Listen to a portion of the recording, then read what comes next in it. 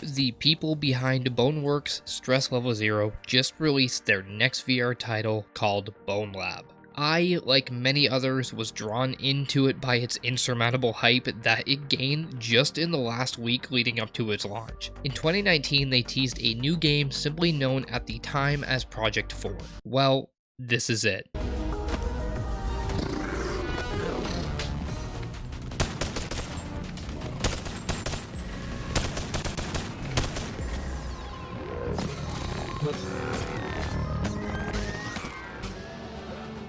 While this is a new game standing at the midway price point of $40, it essentially runs off the framework that Boneworks presented, and it makes a few improvements. Unlike Boneworks, which was a PC VR exclusive, Bonelab is actually able to run on the Quest 2 natively. That in and of itself is very impressive. While the hardware may not be up to snuff when you compare it to a gaming PC, it handles the tasks thrown at the Quest quite well. There were occasional frame drops and the graphics by all means aren't amazing, but it offers an entertaining experience that puts physics at the center of its gameplay loop. Now, I've seen a ton of videos saying that this game is going to change VR forever, or how it's so perfect. Listen, this game is none of those, alright? This game has some pretty annoying issues, and it definitely won't change the landscape of VR all that much. So, what did I like about it? Well, to start off, I love the new body tracking. If you put your measurements incorrectly, you should be touching yourself in real time while you're touching your in-game avatar. This is big because clipping has always been a major prevalent issue in VR gaming, and it's pretty absent here. The shooting also feels really great. From clearing a path up a staircase like John Wick with an AR to leaping through the air in slow motion like Neo from The Matrix with dual-wielding pistols, it's phenomenal. The animations for reloading never get old.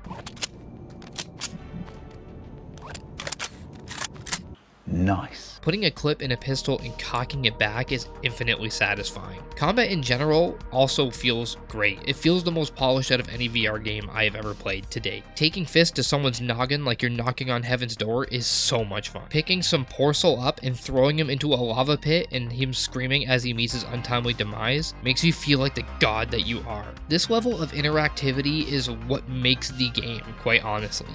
It's great then that it has this in abundance. Ever wanted to eject a mag, pick it up, and slap somebody across the face with it? Well, you can do that here. Ever wanted to play as a puny anime girl? Well, you can do that here. Ever wanted to play with boobs? I know you have, and you can do that here. What is that? What the fuck is that? There is a quote-unquote campaign here. It took me roughly 4 hours to get through. The various stages have you exploring a makeshift underground lab full of combat encounters, parkour sections, and puzzles. Now, I wouldn't say it's a campaign in the conventional means. There's no overarching story that is really told to the player. It's more of a loosely structured path with various points of interest to invoke the player's creativity to overcome its many obstacles. Now, a lot of the flexibility this game puts forth comes from its avatar system, which gives the player the ability to switch characters on the fly that will better suit certain challenges. This game launched with 6. These range from tall, short, strong, and flexible. The stats associated with each avatar are assigned based on the dimensions of the character models. How environments and assets scale in size depending on your avatar is actually really impressive, but also kind of jarring when you're not yet used to it. A pistol in the anime girl's hands, for instance, will look like she's holding the world's largest Glock, while in the big guy's hand, you can hardly see it. All weapons can be used with every avatar, though I found reloading with some of the bigger guys almost impossible due to the collision detection. Though, when you can pick someone up and just throw them with ease, there's not really a need to use a gun anyway. The various puzzles this game throws your way are pretty engaging throughout. I took the liberty of watching several videos before picking this game up, to get on board with the hype, and quite a few people mentioned how difficult some of the later game puzzles were. Well, I was disappointed when the credits rolled and I wasn't once overly challenged on any puzzle. Maybe that's because of the flexibility given to me via the avatar system. I'm pretty sure I bypassed some of the puzzles by just doing some parkour and climbing over the obstacles. I think that's what's so great about this game is the fact that someone may come up with a solution to one problem that another person doesn't. And I'm sure that the devs will be surprised with just how many people are able to bend the game's elements to do things the way they want to do them. I'd like to say that I got through all of these puzzles with ease because I'm smart, but yeah, That ain't it. Alright, things that I didn't like. And let's start with the parkour system because fuck this. At first I thought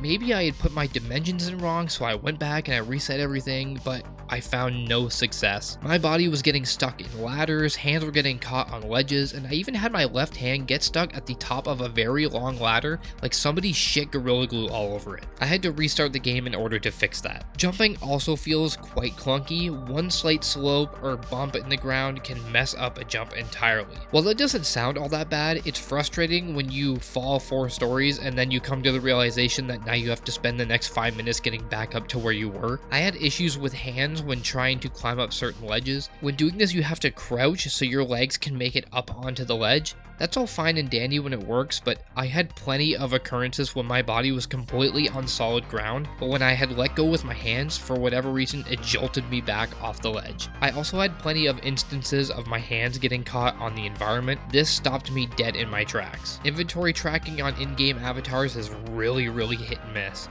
especially on hip items. I can't tell you how many times I went to pull out my pistol and instead I found a mag in my hand. I've had guns not attached to my back when putting them over my shoulder despite the audio cue playing that they're in my inventory. A melee weapon can be stored on your right hip, and I honestly just gave up entirely from putting one on my person because it was such a pain in the ass to grab. Now there's a quick menu you can bring up to access stored items on your person, but when you're in the middle of a fight, the last thing you want to do is bring up a menu because it really just kills the fluidity of it all. This is more of a Quest 2 specific issue, but depending on how many assets are on the screen at one time, it can cause frame rate problems. I never really found this to be an issue in the campaign, but in the sandbox mode. Because of the do anything you want nature, you can spawn as many things as you want, but it'll certainly come at the cost of performance. Those are the only really big issues I took away from playing the game. The parkour system and body tracking inventory slots definitely need to be tweaked, but they were kind of minor frustrations in the grand scheme of things. There were occasional slight frame drops during certain heavy action scenes, but that's about it. I want to bring up the price again because, like I said, it's $40. You might be saying, gee, $40 is a lot for a 4-hour run, and you would be right, but this game doesn't stop at the end of the campaign. In fact, it's here that the game fully opens to the player. The player is given total freedom in how they want to use this product for entertainment. They give you the tools and flexibility to create your own fun. In the game's hub, you'll find doors leading to several different activities like a shooting course, a combat arena, parkour tracks,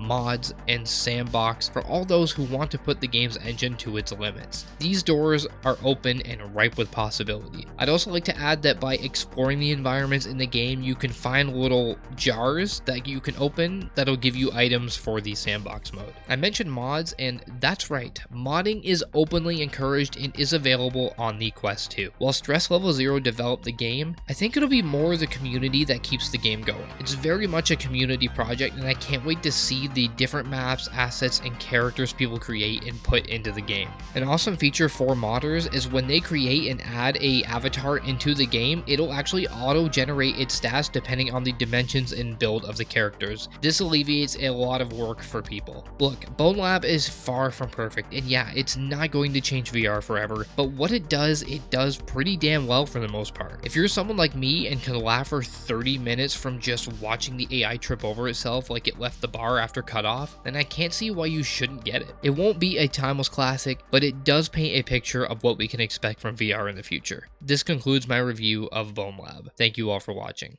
Whoa!